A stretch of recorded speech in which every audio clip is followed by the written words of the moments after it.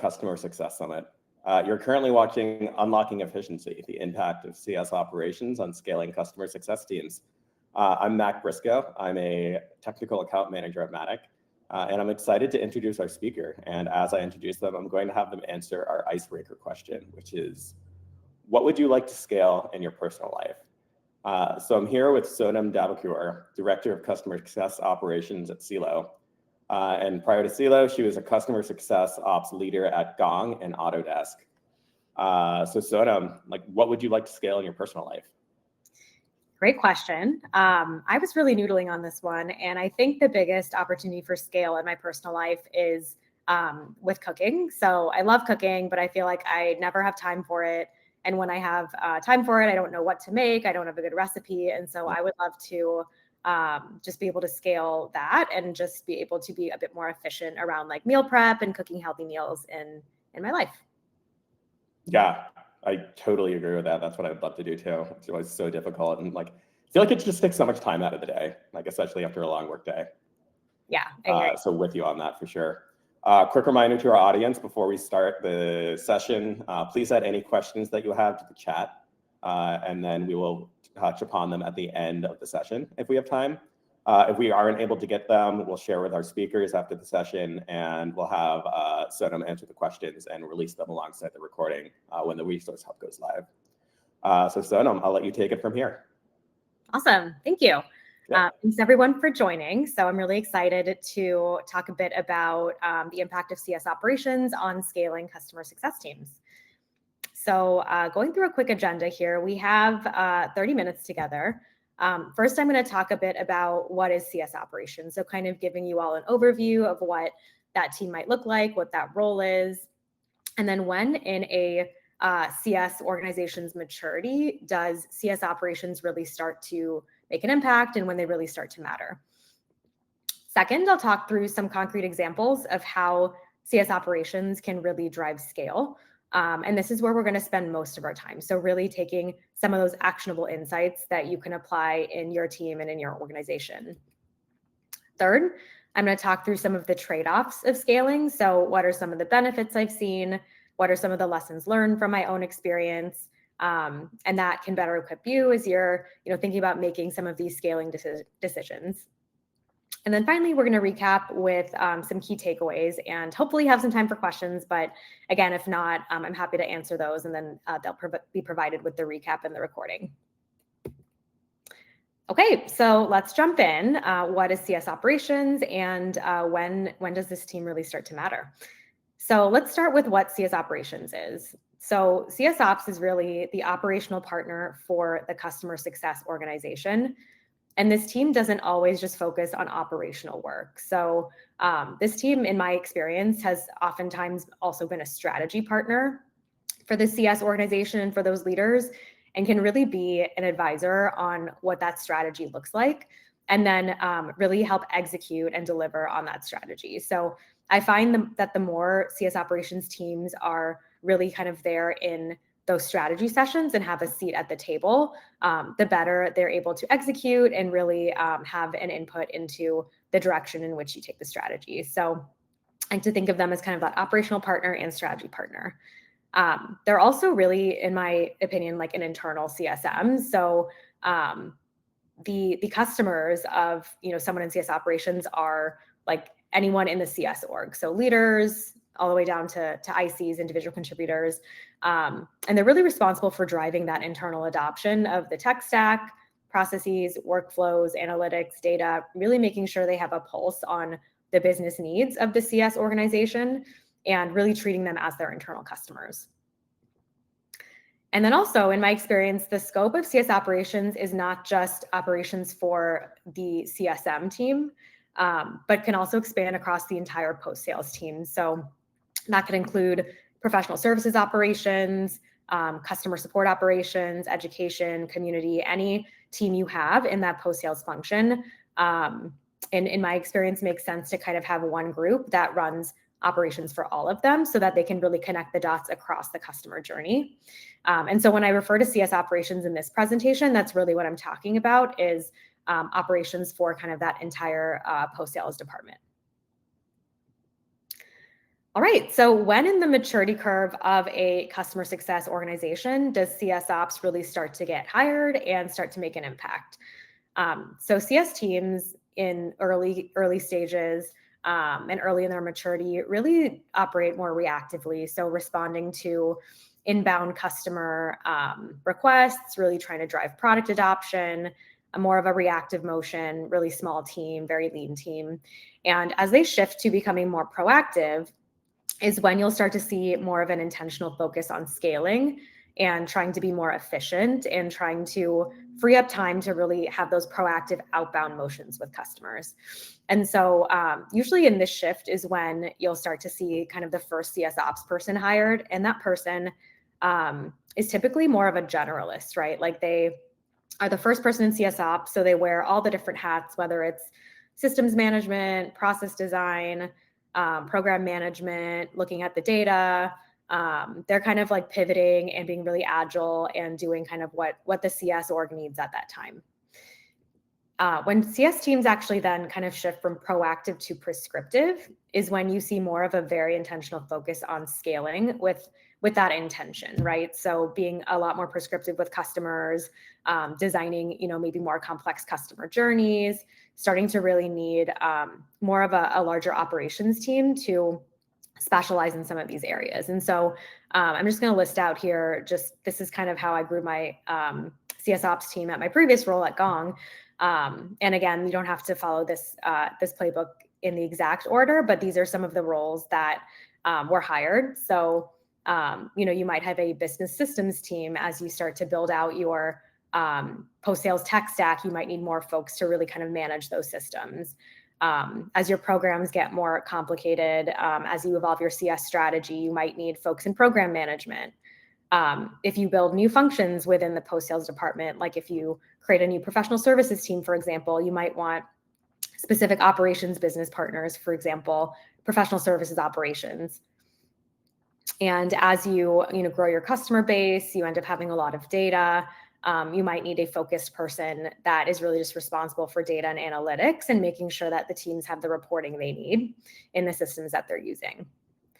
There might be folks that are focused explicitly on CS strategy, really using that data to guide business decisions. There might be some run the business type roles. So territory management is one example. If you have a really large CSM team where there's a lot of, promotions, there's, lots of books of business that need to be managed and account transitions that need to be program managed, you might actually need a full-time territory management person. And then last but not least, enablement. So with enablement, this could be a separate team, or sometimes this lives within operations, but really thinking through, is it a priority to kind of upskill your customer-facing teams? And then if you're hiring rapidly, you might want a focus on onboarding those teams. So typically that's what enablement focuses on. All right, so now that we've kind of level set on, what is CS operations, when in the CS maturity curve of an organization does CS operations really come into play? Let's talk about some practical ways of how CS ops teams drive scale for their CS teams. So how do we even define scale? So CS ops teams are very metrics driven. We like to look at the data. We need to be able to actually measure the impact of scaling. And so how do we really define this? Here's a couple of examples of what we might think about when thinking about scale. So is the org more efficient in its day-to-day work with customers? So for example, do we have faster response times? Are we able to complete certain milestones with customers faster, like the time it takes to onboard customers? Are we quicker in guiding customers to achieve their key milestones? So looking at time to value, is that metric improving, and are we able to get customers faster time to value?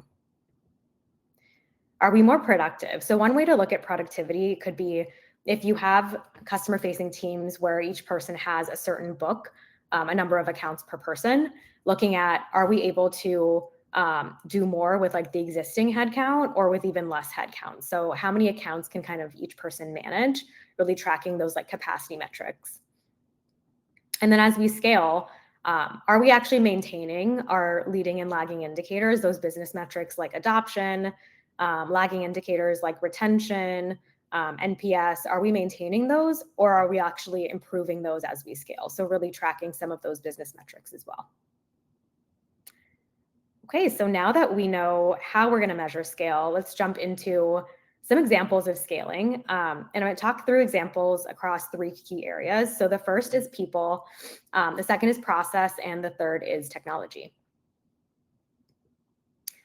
So with people, this is really, the people aspect of scaling. So if you have a CS team that's a certain size, how do you make sure that you're kind of like scaling the way that those people engage with customers and testing out different models? So the first thing you need to do if you're in CS operations, in order to really just establish a baseline for where you're at, is make sure you have a solid capacity model. So for every customer-facing team you have in your post-sales department, really defining, how many people are in seat, what that capacity looks like, back into what are those activities that each rep does, like what are they really responsible for, that then drives kind of this capacity model. Are you understaffed? Are you overstaffed? And then see what those target account loads are. And then as you start to kind of introduce scale efforts, you can potentially increase the number of accounts that each rep has and really start to track the capacity this way. So that's kind of the first thing to do, is just understand your capacity.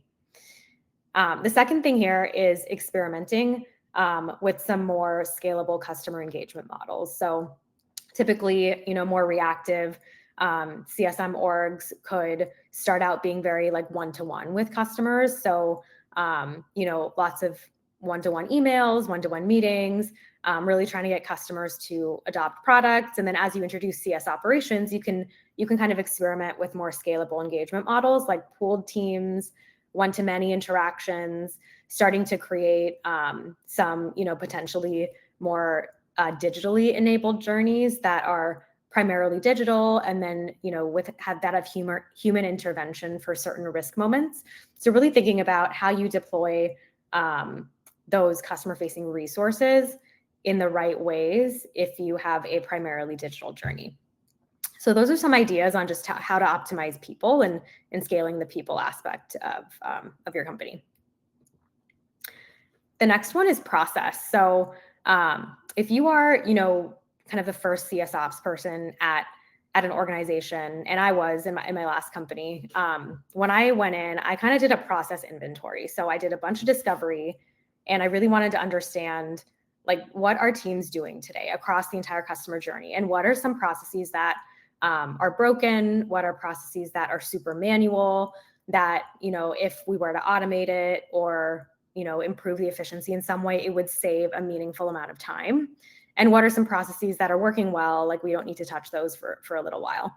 And once you have that process inventory, really figure out what are some quick wins to really automate some of these. So some examples of things that I've worked on are handoff processes, so pre-sales to onboarding handoffs, or handoffs within different points of the customer journey. Can be very manual, and the information capture can also be very arduous. So making sure that you're able to automate those using the tech stack that you have.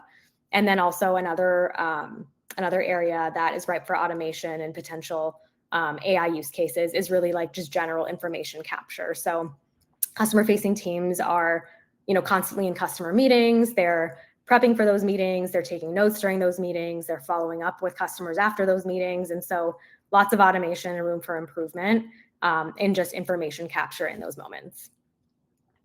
The next one here is building and testing CS frameworks to scale impact. So once you have some of those processes automated, you can really start to mature some of those playbooks you have, some of the CS methodologies, thinking about playbooks, starting to create an adoption playbook if you have different products. How do customer-facing teams really drive adoption of those products with their customers? Risk playbooks, expansion playbooks, really kind of moving all of these into a success plan template and making sure that we have those methodologies in place. And then really using data to surface insights for customer-facing teams for things like a prescriptive health score. Health scores are really interesting.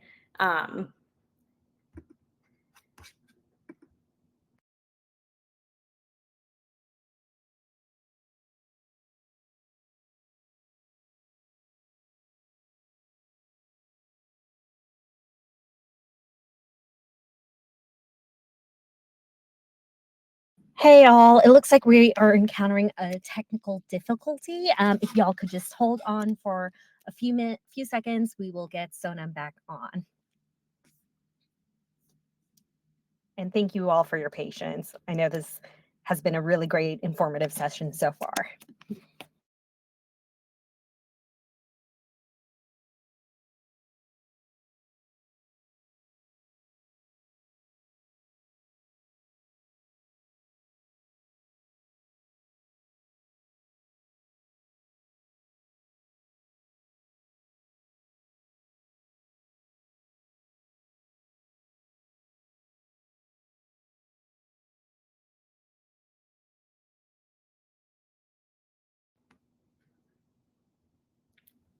Hey Sonam. Hi, sorry, my browser just crashed. I apologize there. I can pick right up where I left off if that's okay. Perfect, thank you. Okay, awesome. Here we go. All right, I think I was on health scores.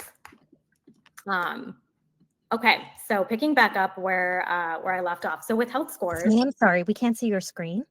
Oh, sorry. There we go. And again, thank you to our audience for your patience. Live summits, always gotta have a little spice.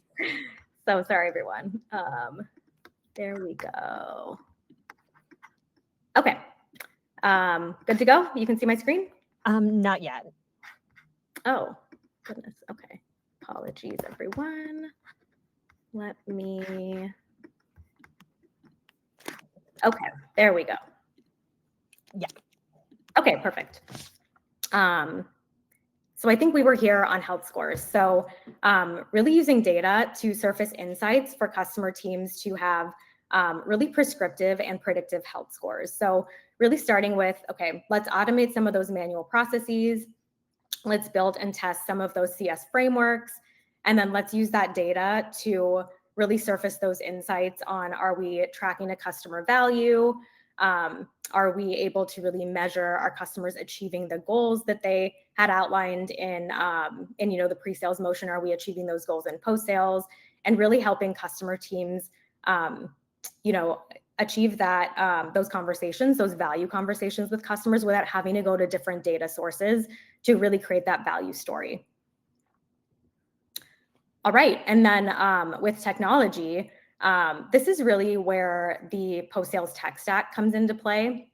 So, if you are kind of a new CS Ops team member, really making sure that you understand the tech stack that's in place today.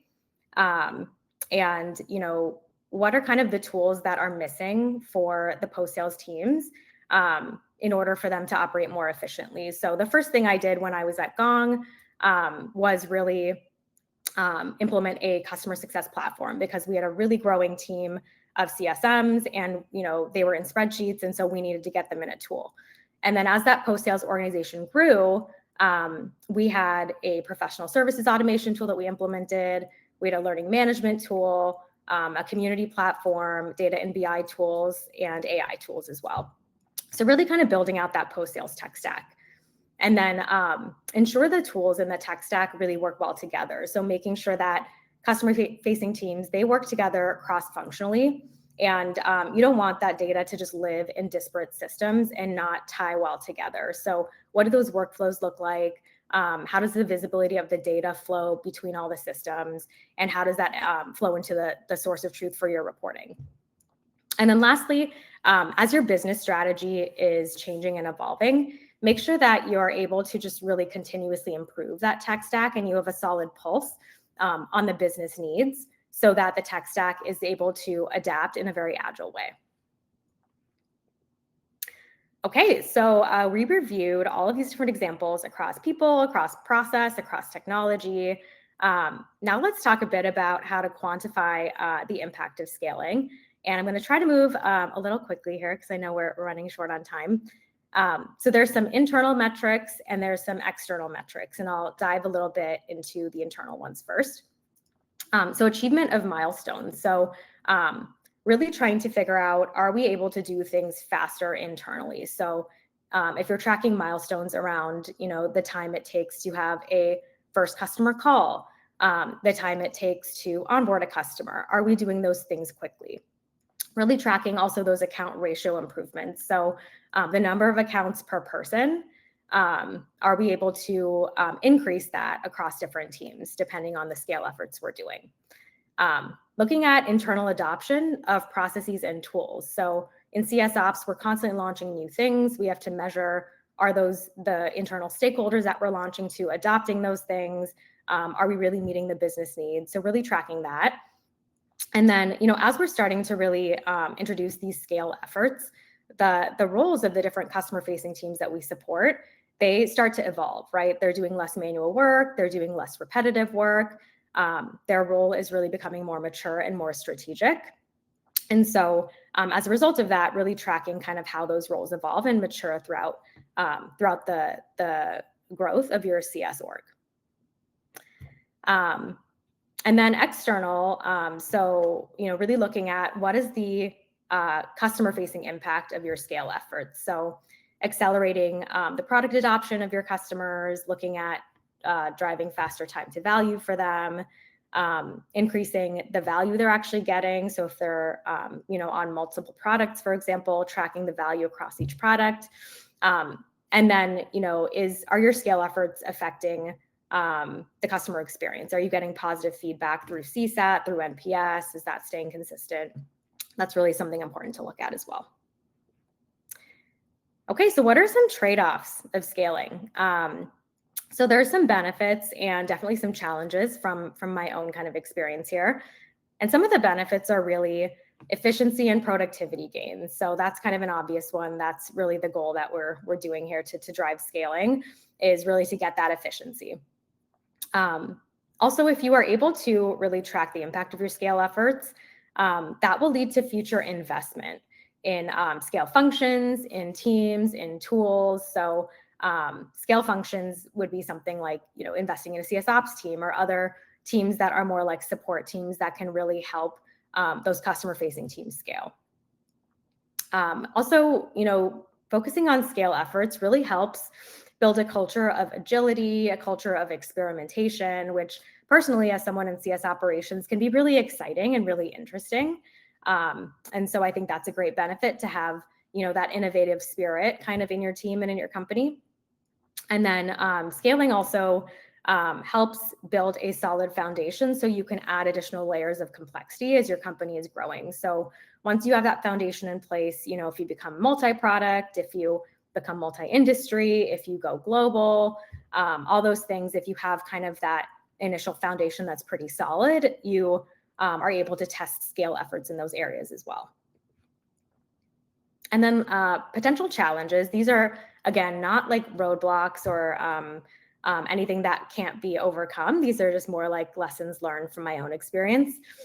It can be tricky to get buy-in and really counter some of that risk aversion that can come with your first scale project. So making sure that you're not trying to scale too early, if your organization isn't ready, or if you're trying to do too much at first, like making sure you have a really well-defined scope that isn't too broad, because you really want to make sure your first scale project lands well, right? And it's hard to get buy-in for future scale efforts if your first scale effort falls flat because you scaled too early or because you tried to do too much. And so really making sure that you have a very focused and narrowly defined scale project as your first project. And again, make sure that you can measure the success metrics. So make sure that you really have that ability to track those, to quantify the impact, because that will generate future buy-in for more scale efforts. And then again, tie back to some of these benefits around investing in scale functions, in teams, in tools, all of that. Okay, last slide here, key takeaways.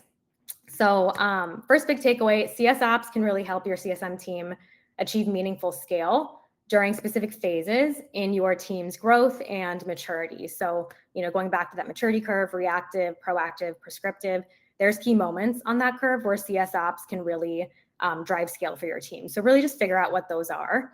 And there's no shortage of opportunities to scale. Once you get started, you will have so many different ideas and so many exciting projects to work on, but again, when planning your first scale project, ensure you have clearly defined the scope within people, within process, or technology, and are able to really kind of quantify that scope. And then again, success metrics are super important in order to really prove the impact of scaling, prove the ROI, and then get buy-in into future scale efforts. So really just measure those and make sure that you're able to showcase your impact and communicate that across the team. So with that, I think we have a couple extra minutes. Thank you again. Thanks for bearing with the technical difficulties. I thought I had figured everything out and then browser issues, but appreciate you all joining my presentation. And I think we have some minutes for questions, right? Yeah, definitely. There were a couple that came up in the chat. The first one is, what KPIs for CS Ops are best aligned for the CS org, retention and growth? KPIs for, sorry, the CS org? Or for the CS org, and I think like particularly around KPIs for retention and growth amongst the CS org. Yeah, so for retention specifically, it's important to look at net retention and gross retention. And if you are a multi-product company, it's important to look at the retention for all of those products. So it depends on how you sell the products, but looking at retention and understanding when customers can cancel, because are there early churns or are there churns at 1 year, like how your contract's structured. So like retention is a big one. And I think with expansion, it also just depends on your products and how you sell them, but you could have expansion through buying additional seats. You can have expansion through maybe upgrading different plans if you have different pricing plans. You can have expansion through cross-sell if you have multiple products. A customer could land with one product and expand on others. And so those are the things that I think a CS org should be tracking depending on your business model. And then CS Ops scale efforts, to me, these are metrics that we would track as more like lagging indicators of the impact of scaling. Awesome. And then we have another question that I think was targeted at just the general audience itself, but I'm curious to see what your perspective on this. And it's around setting up the CS Ops function and like when to do it and how to do it. So the question from Elizabeth was curious as to how many people are bootstrapping the CS Ops function by having a CSM do the work part-time. Do you have any experience on this or thoughts as to like how that would go and if you recommend it?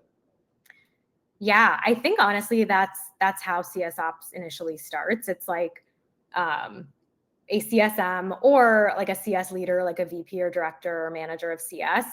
They are doing ops work at like the side of their desk, and it ends up needing to become a full-time role in a team that's created because it's just not tenable to CSM and to like do ops things. It ends up being a lot of work as the organization matures. So that's usually when I think folks end up hiring their first CS Ops person. And that's actually how in my last company, they hired me. So that's usually what I've seen. Again, that's not always the case, but in my experience, it's been the case.